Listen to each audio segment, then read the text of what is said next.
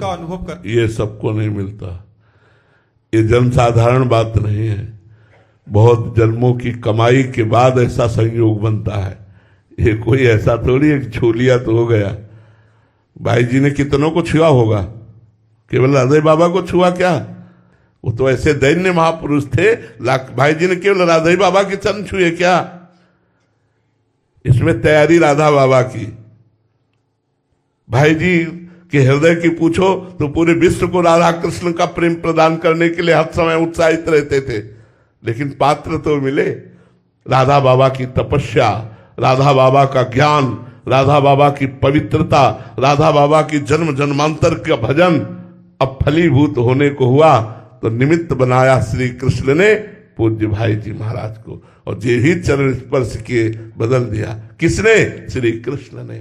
स्वयं श्री कृष्ण सामने साक्षात खड़े हैं। जहां सोहम की वृत्ति चलती थी वहां श्री कृष्ण के दासोहम की वृत्ति आ गई। ये सारा का सारा खेल राधा बाबा का है। हमारी बात मानना, हम भाई जी के दास हैं, लेकिन इसमें सारा का सारा खेल उस पूज्य महापुरुष की है जिसने जीवन को राख बना दिया, जिसने जीवन को अपने राख बना दिया, और भाई जी ने जो भी छुआ उस राख को सोने में बदल दिया। तो ऐसा राख कौन बनना चाहता है? सब राधा बाबा जैसी अहम वृत्ति को शून्य करके भगवदाकार वृत्ति को, एक सेकेंड के लिए भी भगवत विस्मरण नहीं था बाबा का, एक सेकेंड के लिए भी। पहले ही इतनी आत्मनिष्ठा थी कि जब पूज्य श्री जयदयाल गोविंदका जी ने कहा कि भाई जी से हनुमान प्रसाद पोद्दार जी से मिल लो, तो उनका मुझे किसी से मिलने की कोई आवश्यकता नहीं, बाबा के वचन पढ़ लेना।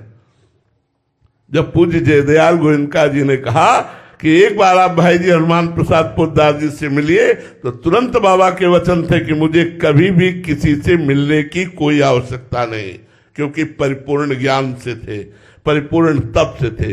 अब यहां लीला होनी थी, अब यहां लीला होनी थी कि बाबा को प्रेम रस में डुबोना था, तो श्री कृष्ण रूप भाई जी महाराज वह चमत्कार प्रकट कर दिए। अगर भाई जी के चरण स्पर्श की बात कहो तो गीता वाटिका में पता लगा लो, लाखों के चरण भाई जी ने स्पर्श किए होंगे, क्योंकि सब भारत के विश्व के संत महात्मा जाते थे और भाई जी गृहस्थ वेश में थे, इसलिए सबके चरण छूते थे। क्या किसी को जैसा राधा बाबा का अनुभव हुआ वैसा किसी को हुआ? नहीं हुआ। इसमें प्रधानता राधा बाबा की। राधा बाबा का जो जीवन है, भाई जी के प्रति जो समर्पण राधा बाबा का है, वो देखने योग्य है। भाई जी का शरीर पूरा हुआ, जहां चिता लगी वही पूरा जीवन निर्वाह किया। जहां भाई जी बैठे वही बाबा बैठे, जहां भाई जी इशारा कर दिए वही बाबा किए। ऐसा समर्पण। हम तो देखो, श्री कृष्ण की महिमा तो अमोघ है ही, लेकिन उनसे बढ़कर उनके दासों की महिमा है, उनसे बढ़कर उनके दासों की महिमा है। तो भाई जी की महिमा तो है ही, लेकिन भाई जी से बढ़कर के पूज्य राधा बाबा की यहां महिमा है। उनका समर्पण, उनकी तपस्या, उनका भजन, उनका त्याग, उनका अपनापन भाई जी को दे देना, ये सब बड़ी बात है। तो सब न भाई जी हो सकते हैं और न सब राधा बाबा हो सकते हैं। इसलिए भजन करो और इनकी चरण रज की याचना करो कि ये कृपा करें, यत्किंचित राधा माधव में प्रेम हो जाए। ना हम भाई जी बन सकते न राधा बाबा बन सकते।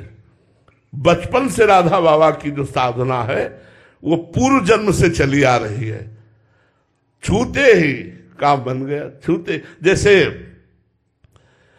पूज्य जगदीश बाबा गौरांग दास बाबा को ये ऐसे किया, देख रहे वृंदावन, और दिव्य वृंदावन, दिव्य गौवे, दिव्य सगा। क्या उन्होंने किसी को पहली बार छुआ था क्या? सैकड़ों को। वो भजन देखो गौरांग दास बाबा का, समर्पण देखो गौरांग दास बाबा का, प्रियता देखो बाबा के प्रति गौरांग दास बाबा की, वो चीज देख रहे। पात्रता, पात्र है तो रस पिलाने वाला पिला रहा है। हमारे को इन दोनों महापुरुषों की चरण रज की वंदना करके याचना करनी है कि आपकी कृपा से यत्किंचित राधा माधव में प्रेम हो जाए। पहली बात तो प्रेम लक्षणा भक्ति प्राप्त करने के लिए सदगुरु की शरण।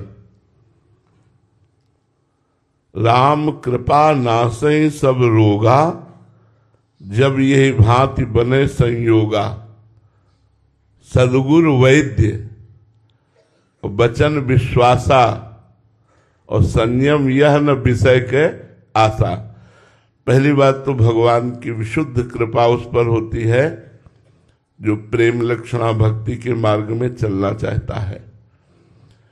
प्रथम हृदय श्रद्धा जो करे, आचार्य जन जाई अनुसरे, जहां जहां हरिवंश के।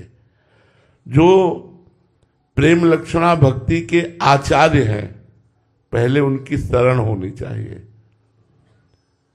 अगर हम आचार्यों की शरण में नहीं है तो भगवत प्रेम लक्षणा भक्ति का प्रादुर्भाव होना असंभव है। इसीलिए कहा प्रथम हृदय श्रद्धा जो करे, जो प्रथम हृदय में इस बात पर श्रद्धा कर ले कि बिना आचार्य कृपा के प्रेम लक्षणा भक्ति प्राप्त होना असंभव है। जैसे हमें सहचरी भाव की उपासना करनी है, सहचरी भाव का प्रेम प्राप्त करना है, तो स्वामी हरिदास जी महाराज, हरिवंश महाप्रभु जी, हरिराम व्यास जी, ये महापुरुष प्रकट हुए हैं इसी भाव को प्रकट। हमें ठाकुर जी का सखा भाव प्राप्त करना है तो श्री वल्लभाचार्य जी भगवान, उनके द्वारा बाल भाव और सख्य भाव दोनों भाव की पुष्टता की गई। हम अगर आचार्य की शरण में नहीं है तो मनमानी साधना करके प्रेम प्राप्त कभी नहीं कर सकते। यह गुण साधन ते नहीं होई, जो प्रेम है ये साधना से प्राप्त नहीं हो सकता। ये तुम्हारी कृपा पाओ कोई कोई कोई कोई कोई कोई जो आचार्य की शरण में है। बिना महापुरुषों की शरण लिए हम भगवत मार्ग में चल ही नहीं सकते। वो केवल नाटक होता रहता है, साधन होता है विषय, और साध्य होता है श्री भगवान उसका जो आचार्य शरण में होता है। जो मनमानी आचरण करता है तो साध्य बन जाता है विषय और साधन हो जाते हैं भगवान। वो जीवन भर साधना करता है लेकिन प्रेम का स्फुरण नहीं होता। तो प्रथम हृदय श्रद्धा जो करे, आचार्य जन जाय अनुसरे, आचार्यों का जो आदेश है उसके अनुसार चले। दूसरी बात, रसिकन की सेवा जब होए, क्यों? क्योंकि एक अहम और मम, ये दो बंधन हमें फांसे हुए हैं। अहम और मम, मैं और मेरा, ये माया का बंधन इतना सुदृढ़ है कि बिना गुरु कृपा के, बिना रसिकों की कृपा के, बिना भगवत प्रेमी महात्माओं की कृपा के ये साधना से और पुष्ट होता है, नष्ट नहीं होता। और जब तक ये अहम रहेगा तब तक प्रेम प्रकट नहीं होगा। अहमता और ममता, ये दो बातें इतनी जोर की हैं कि ये अगर पलट जाए दोनों, प्रभु की तरफ हो जाए तो हमारी बात बन जाए। एक अहमता ममता ये जग में है दुखदाई, और ये जब श्री जी की ओर लगे तो होत परम सुखदाई। ये जब श्री जी की ओर लगे तो होत परम सुखदाई। मात तात सुत दार देह में मति अर्जय मति मंदा, हित किशोर को है चकोर लख तू वृंदावन चंदा। तो हरिवंश महाप्रभु का बच्चा बनकर, शरणागत बनकर वृंदावन चंद्र युगल सरकार का दर्शन करो। कैसे? बोले एक अहमता ममता, ये जग में जो लगी हुई है इसका त्याग कर दो। बोले बड़ी कठिन बात है अहमता ममता का त्याग करना, कैसे त्याग करें? बोले रसिक मंडली में आतन को नीके ढंग लगाओ, दंपति यस गाओ हर्षाओ हित सो रीझ रिझाओ। जो प्रेमी महाभागवत जन है इनका संग करो। अगर प्रेम लक्षणा भक्ति प्राप्त करनी है तो रेमन रसिकन संग बिन रंचना उपजय प्रेम।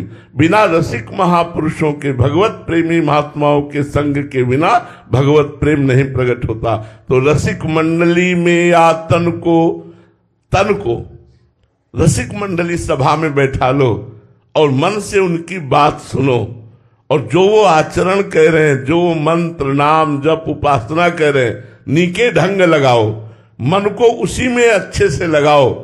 रसिक मंडली में या तन को नीके ढंग लगाने का तात्पर्य है शरीर से तो सभा में बैठे हो, मन से भी सभा में बैठो, मन से भी रसिकों का संग करो, उनके बताए हुए आचरणों को अपने जीवन में उतारो, उनके द्वारा बताए हुए साधन पद्धति को अपने जीवन में उतारो। रसिक मंडली में या तन को नीके ढंग लगाओ, दंपति यश गाओ, हर्षाओ, हितसो रीझ रिझाओ, प्रिया प्रीतम का यश गाओ और नाचो। अरे जीवन में वो मस्ती जो लादी है तो भगवत चरित्रों का खूब गायन करो, खूब श्रवण करो, नाम कीर्तन करते हुए नाचो, मंजीरा बजाकर, ताली बजाकर भगवान नाम कीर्तन करते देखो रोना आ जाएगा। अपने कमरे को बंद करो, खिड़कियों में पर्दा कर दो, कोई देख ना पावे, और फिर मंजीरा उठाओ और फिर नाम कीर्तन राधा राधा राधा और भाव से करो। अगर रोना ना आ जाए तो हमें कहना। नाम के दंपति यश गाओ, हर्षाओ, हित रीझ रिझाओ, देवन को दुर्लभिया देही, तैने सहजी पाई, मन भाई निधि पाई, फिर क्यों जान बूझी बिसराई। अब नहीं, अब देरी मत करो, मनुष्य शरीर मिल गया है, सदगुरु आचार्य की शरण में होकर उनके द्वारा बताई हुई अब जो ही कहें करे हम सोई, आयस लिए चले निज दासी, मन कर्म वचन त्रिशुद्ध सकल मत, हम श्री हित हरिवंशोपासी। जो आचार्य आदेश करे, जो गुरुदेव आदेश करे, उस पर यदि हम जीवन को लगावें तो हमारा काम। सबसे बड़ा बंधन प्रेम न प्राप्त होने का कारण अहमता और ममता है। इसलिए भगवान श्री राम जी ने कहा, सबकी ममता ताग बटोरी, मम पद मन बांधे बर डोरी। कहीं ममता न रह जाए किसी वस्तु व्यक्ति स्थान में, और कहीं अहंकार न रह जाए। देहाभिमान, विद्वता का, जाति का, कुल का, अगर कोई भी किंचन मात्र अभिमान रह जाता है तो भक्ति नहीं आएगी। प्रेम की तो बात जाने दो, साधारण भक्ति नहीं आएगी।